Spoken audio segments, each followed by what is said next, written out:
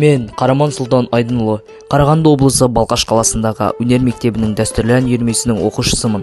Біздің өнер мектебі талантты, өнерге құштар балаларды тәрбиелейтін ерекше білім ордасы.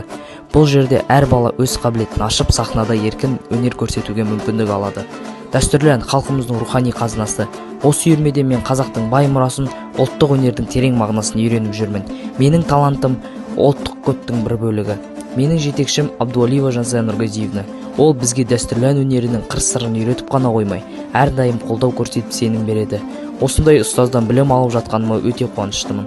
Осы өнер мектебінің арқасында мен республикалық, облыстық және қалалық жарыстарға қатысып, жүлделі орындарға ие болдым.